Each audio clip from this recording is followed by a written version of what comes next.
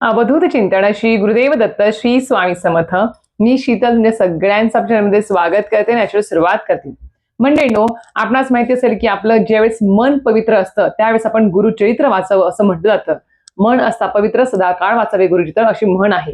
तर मंडळींनो, आपण 12 महिन्यामध्ये जेव्हा केव्हा आपली इच्छा होते गुरुचरित्र ग्रंथ पारायण करण्याची किंवा सप्ताह काळ ज्यावेळेस येत असतो, दत्त जयंती सप्ताह काळ असेल किंवा आता लवकरच आपला 9 एप्रिल पासून ते 15 एप्रिल पर्यंत पुण्यतिथी सप्ताह काळ येणार आहे. तर त्या सप्ताह काळामध्ये का असेना किंवा तुम्ही सामुदायिक पद्धतीने केंद्रामध्ये जरी पारायण करत असले किंवा तुम्ही स्वगृही सुद्धा एकट्याने पारायण करत असले तरी सुद्धा आपल्याला ते पारायण करत असताना 7 दिवसीय त्यावेळेस आपल्याला एक गोष्ट करणं खूप जास्त गरजेचं आहे.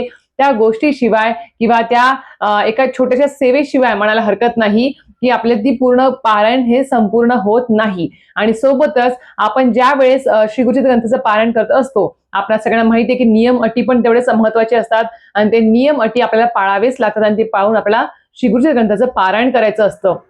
आता खूप जण नवीन असतात हे पारायण करत असताना, त्यामुळे त्यांना याच्या अगोदर ते नियम पाळलेले त्यांनी नसतात. त्याच्यामुळे कोणाचं पहिली वेळ असते, कोणाची दुसरी वेळ असते.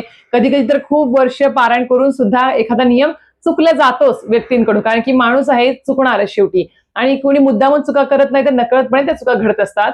तर मंडळींनो, तर त्या पारायणातल्या चुका ज्या होतील आपल्या 7 दिवसामध्ये, त्या पारायणाच्या चुकांचा आपल्याला दोष लागू नये जर वाटत असेल किंवा कुठलं आपल्याला त्याचं पाप किंवा आपला लागू नये असं वाटत असेल तर नक्कीच मी सांगेल त्यासाठी ही गोष्ट खूप जास्त महत्वाची आहे. ती काय आहे हे नक्कीच तुम्हाला जाणून घ्यायचं असेल तर नक्कीच व्हिडिओ पूर्ण बघा, स्किप न करता बघा, जेणेकरून तुम्हाला संपूर्ण माहिती व्यवस्थित कळेल.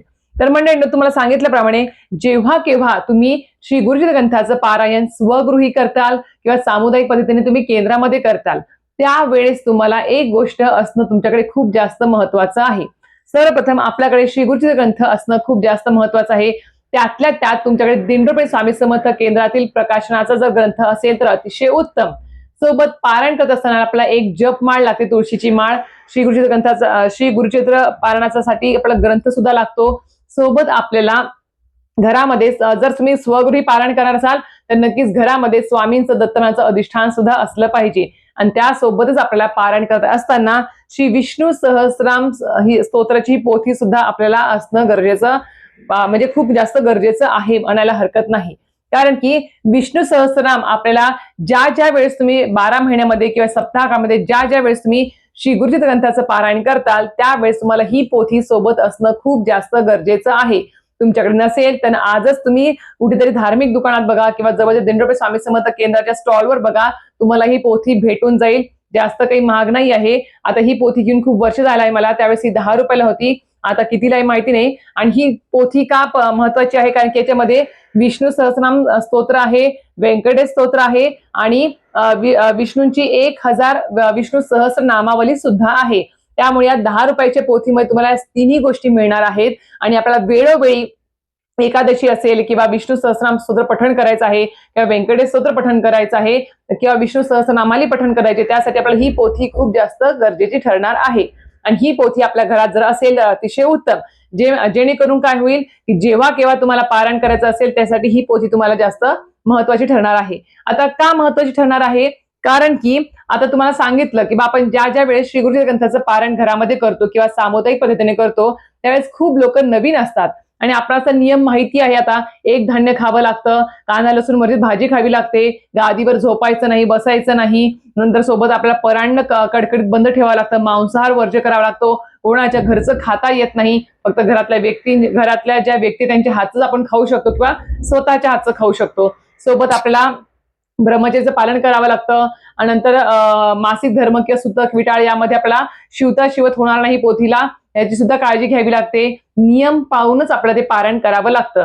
आणि खूप जण असे पण आहेत जे नियम कधी तरी त्यांच्यातून चुकतात किंवा आता मागेच मला त्यांची कमेंट आली होती की त्यांचं पारायण चालू होतं, खूप वर्ष ते पारायण करत आहेत किंवा त्यांचे काहीतरी कंटिन्यू पारायण चालू असं काहीतरी आहे, ते नक्कीच त्यांच्याकडून शेजारी कुठेतरी त्यांच्याकडून चहा पिण्यात आला आणि त्यांना नंतर लक्षात आलं की ही चूक झाली म्हणून. अशा प्रकारे आपण मुद्दामून चुका करत नाही, नकळतपणे त्या चुका घडत असतात, कारण की ते नियम आपल्या रोजच्या दैनंदिन जीवनामध्ये आपल्याला ते म्हणजे माहिती ना, म्हणजे आपण ते पाळत नाहीत कधी आणि अचानक आपण पारायण करतो त्यावेळेस ते पाळावे लागतात. त्यामुळे असं नाही की बा चूक होणार नाही, प्रत्येकाकडून, माझ्याकडून पण होते कधी चुकून माखून कधीतरी गादीवर बसणं होतं, आपल्याला ती सवय लागलेली असते, काहीतरी गोष्ट घ्यायची लगेच बसायचं, डोक्यात त्यावेळेस क्लिक नसतं की आपण पारायण करतो आणि हे नियम पाळायचं आहे.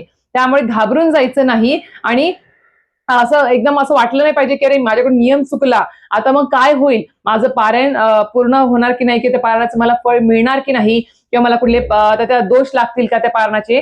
तर असं काही सुद्धा नाही आहे. आपल्या परमपूज्य गुरुमाऊलींनी जसं आपल्याला श्री गुरुचरित्र ग्रंथाचं जे काही मूळ ग्रंथ होता त्याचं पूर्ण सारांश घेऊन आपल्यासाठी दिंडोरपंत स्वामी समर्थ प्रकाशनाद्वारे एक ग्रंथ आपल्या हातात दिला, जो प्रत्येक महिलेला, मुलीला, कुमारिकांना वाचता येण्यासारखा आहे. पुरुष मंडळी तर वाचू शकतात, पण महिला सुद्धा वाचू शकतात, एवढं आपल्याला आपल्यासाठी सोय करून दिली आहे परमपूज्य गुरुमाऊलींनी. आणि त्यातल्या त्यात त्यांनी याची सुद्धा काळजी घेतली आहे की त्यांना सुद्धा माहिती आहे की बा पारायण करत असताना नक्कीच मनुष्यांकडून चुका ह्या होणारच आहे, किंवा ते नियम कधीतरी ते विसरू सुद्धा शकतात किंवा पाळले जाऊ शकणार नाही. मग त्यासाठी त्यांनी एक आपल्याला काय सेवा सांगितली की रोज रात्री जसं तुमचं पारायण चालू होईल त्या दिवसापासून 7 दिवस रोज रात्री झोपायच्या अगोदर तुम्हाला विष्णू सहस्त्रनाम स्तोत्र पठण करायचं आहे. हो, जास्त वेळ लागत नाही, संस्कृत मध्ये आहे आणि नक्कीच तुम्हाला संस्कृत मधलंच हे विष्णू सहस्त्रनाम स्तोत्र पठण करायचं आहे. याने काय होईल, दिवसभरामध्ये तुमच्या हातून काहीतरी चूकमाग झाली, समजा एखादा नियम मोडला गेला, तर ह्या पठणाने रात्री झोपायच्या आधी हे स्तोत्र जर तुम्ही पठण केलं तर त्याचे दोष तुम्हाला लागणार नाही.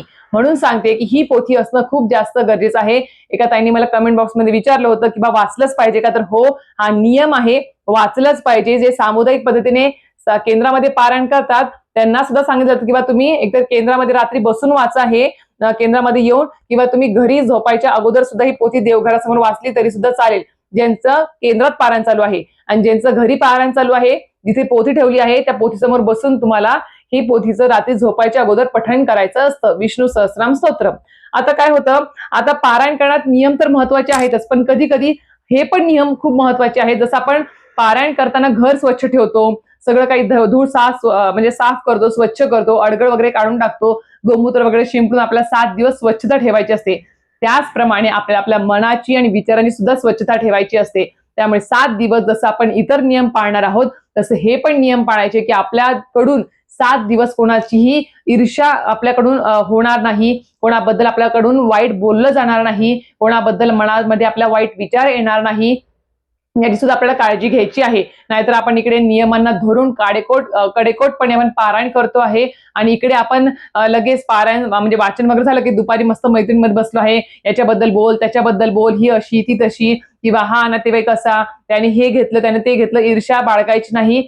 फक्त नामस्मरण 7 दिवस फक्त दिगंबरा दिगंबरा, श्रीपाद वल्लभ दिगंबरा, किंवा अवधूत चिंतन श्री गुरुदेव दत्त, किंवा श्री स्वामी समर्थ, श्री स्वामी समर्थ, हे नामस्मरण आपल्याला चालू ठेवायचं आहे. तिकडे 7 दिवसामध्ये कोणी कितीही आपल्याला त्रास देऊ, कोणी कितीही आपल्याला म्हणजे उकसव, किंवा काहीतरी म्हणजे म्हणतात ना चिडीला आणणे म्हणणे त्याला हरकत नाही, किंवा आपल्या रागाला आणणे, ह्या कोणी काही गोष्टी काहीतरी आपण आणायचं नाही. फक्त नामस्मरणाकडे लक्ष द्यायचं आहे.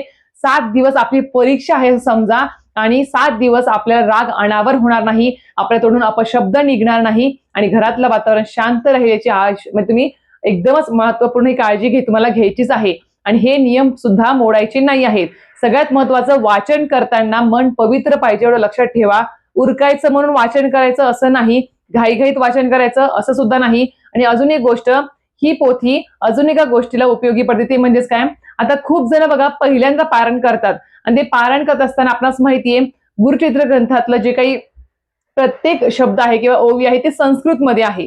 मग ते वाचत असताना काही काही शब्द आपल्याला ते उच्चारले जात नाहीत व्यवस्थित, किंवा उच्चार करताना चुकलं जातं, किंवा तो योग्य उच्चार होत नाही, किंवा काही अजून आपल्याला वाचन करताना जांभया येतात, किंवा झोप आल्यासारखं होतं, किंवा आपले विचार भरकटतात, काही सुद्धा असतं, किंवा मध्येच एकदम उठावं लागलं, अर्जन्सीमध्ये उठावंच लागलं आपल्याला, लहान बाळ आहे, कोणीतरी बेल वाजवली आहे, कोणा घरात कोणी नाही आहे, काही कारण असू शकतात. तर त्यावेळेस आपल्याला त्याचे दोष लागू नये, कारण की त्या चुकाच आहे शेवटी, आणि त्या दोष लागू नये गोष्टींचे, म्हणून आपल्याला श्री विष्णू सहस्त्रनाम स्तोत्र हे रात्री झोपायच्या अगोदर पठण करायचंच आहे. हा नियमच आहे आणि तो करावाच लागतो. अजून एक गोष्ट, आता ज्यांच्याकडे विष्णू सहस्त्रनाम स्तोत्र नाही त्यांनी पीडीएफ बघा, गुगलवर बघा, वाटलं तुम्ही याची प्रिंट आउट काढून घ्या, पीडीएफ तुम्ही डाउनलोड करा गुगलवरून वगैरे, आणि ज्यांच्याकडे जवळपास धार्मिक दुकान आहे ती तुम्हाला विष्णू सहस्त्रनाम स्तोत्र भेटून जाईल. फक्त ही पोथी वाचणं खूप गरजेचं आहे, एवढंच मी सांगते आहे. आणि तुम्हाला जर वाटत असेल की 7 दिवसाच्या पारायणामध्ये वाचन, नियम, किंवा दिवसभराच्या वागण्या बोलण्यामध्ये असेल, किंवा 7 दिवसामध्ये खाण्यापिण्यामध्ये असेल, काहीही चुका जर झाल्या तर ते दोष आपल्याला लागून असं वाटत असेल तर नक्कीच तुम्हाला विष्णू सहस्रनाम स्तोत्राची ही पोथी आपल्या जवळ पाहिजे आणि त्याचं रोज रात्री झोपायच्या अगोदर पठण करायचंच आहे, जेणेकरून 7 दिवसातल्या कुठल्याही गोष्टींचा आपल्याला म्हणजे त्रास होणार नाही, दोष लागणार नाही, पाप लागणार नाही. तर नक्कीच तुम्हाला संपूर्ण माहिती कळाली असेल.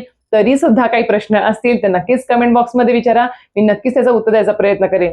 श्री स्वामी समर्थ.